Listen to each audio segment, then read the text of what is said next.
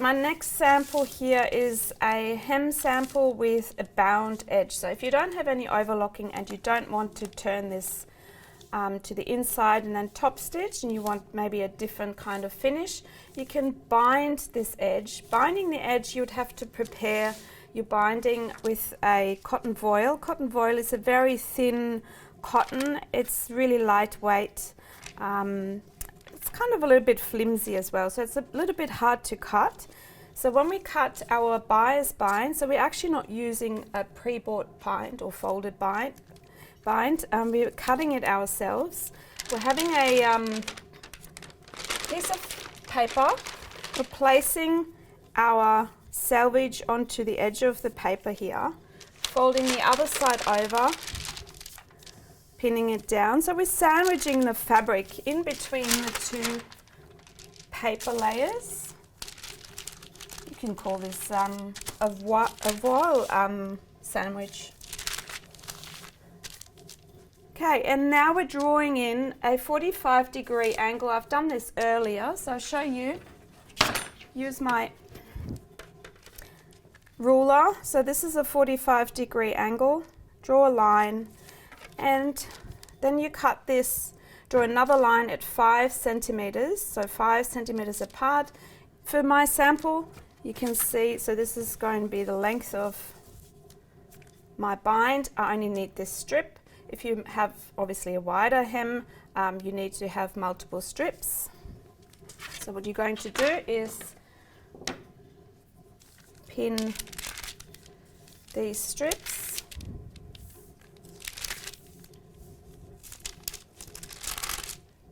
And I'm going to cut 2 so you can see how we're going to sew these together.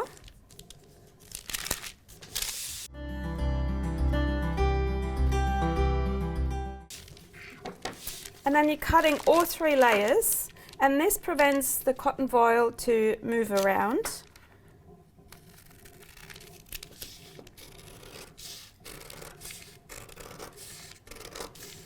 And as you can see, I'm leaving my scissors and the fabric on the table, so I'm not moving it much.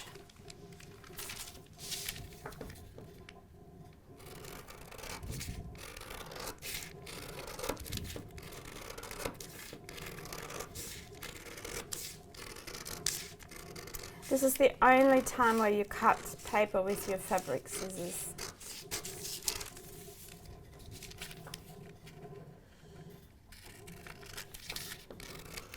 So I'm cutting 2 strips just in case, and I'm going to show you as well how to attach 2 strips together.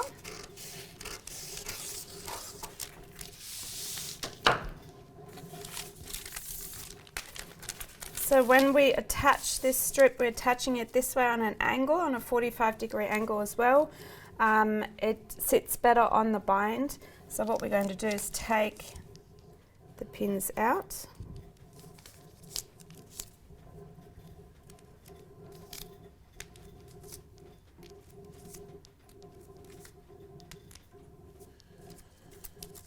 Taking the paper off.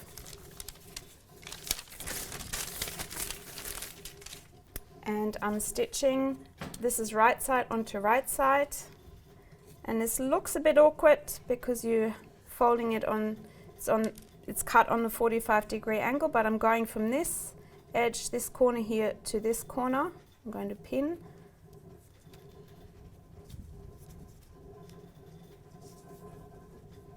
And we're ready to sew this seam.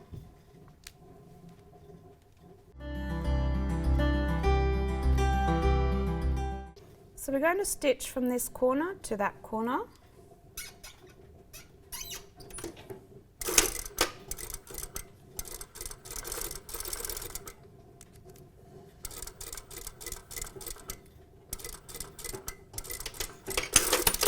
Back tack on both ends, so that's secure stitching, and just ignore these bits hanging out.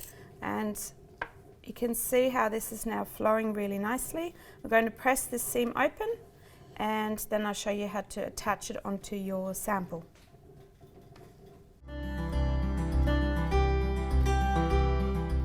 So I've pressed the seam open and these bits are hanging out, and you can just leave them. Obviously when you stitch it with, I have a black bind for example, like in this case, you're going to stitch it with a black thread. I'm going to stitch it with this light colour thread so you can see my stitching a little bit better. What you're going to do now is folding your bind in half with the seams going to the inside.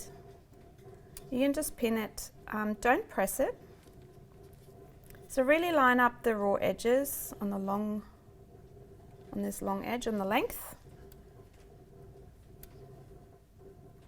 And you can see, because this is now really, it's cut on the bias because it's a 45-degree angle when we cut it out. It is stretchable, or stretches a lot.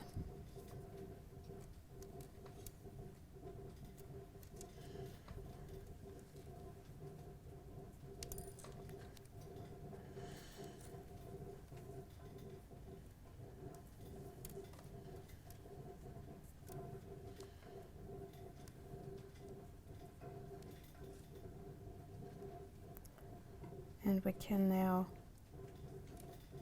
prepare this for our hem. So this is my hem sample. We're going to, and that's our iron.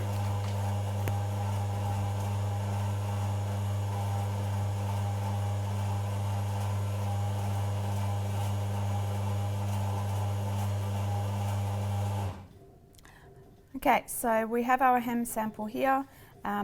Folded open, so this is pressed up. I did 3.5 centimeters on this. That's what I just chose as hem allowance. It's depending on what you've done on your pattern. So we open the hem allowance, we're coming on the inside of your garment, pinning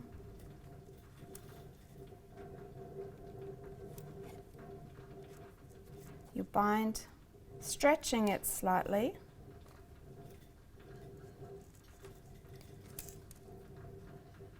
lining up the raw edge with the raw edge of your hem. And you can see by stretching it becomes a little bit thinner as well.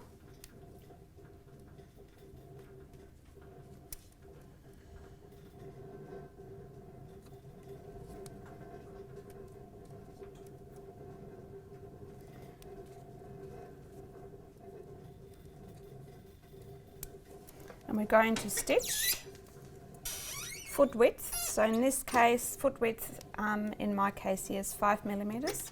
So you want to do 5 millimeters on your domestic. It's not foot width, so measure 5 millimeters.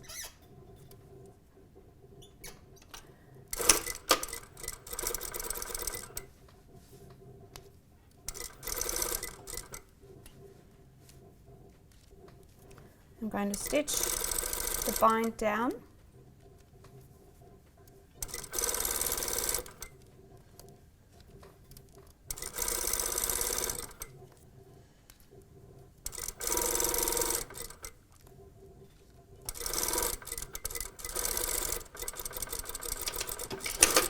Back tack on this end, and now we're going to fold this over.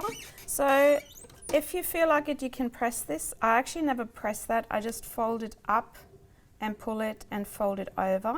It gives a nice line, and there's no real need to press it. So you can just fold this, coming over, covering the seam just a tiny amount.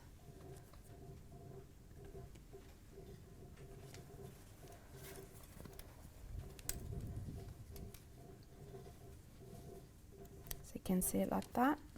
Might be better with the pin facing the other way. If you feel like this is a little bit too wide, you can also cut your seam allowance down. It's working quite well.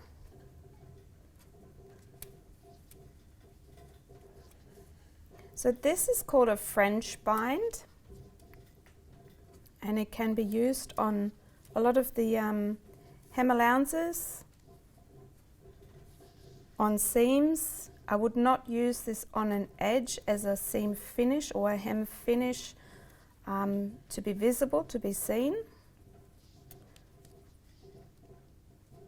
Okay, so nearly done pinning.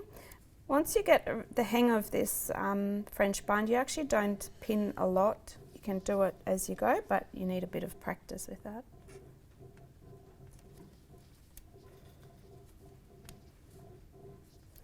Okay.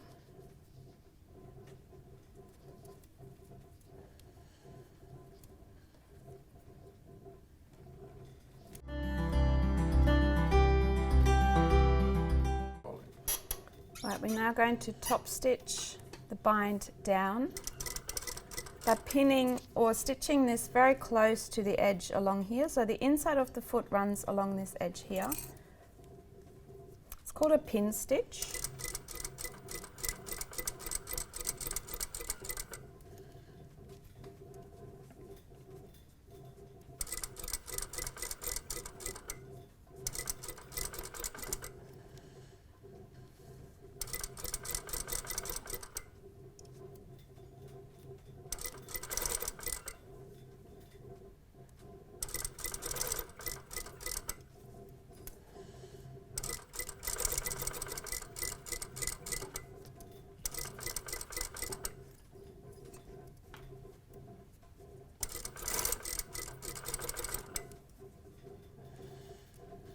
Because the bind is on the bias, you can always move it slightly. It's movable because of the stretch that you get in a bias cut.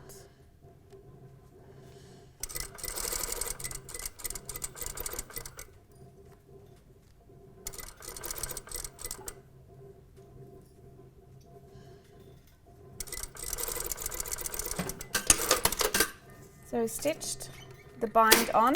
Very, very narrow stitching line, so you can see it along here, and you can see on the other side slightly coming in and out, but the more practice you have, the closer you sit to the edge. If this is stitched in black as well, you wouldn't even see it.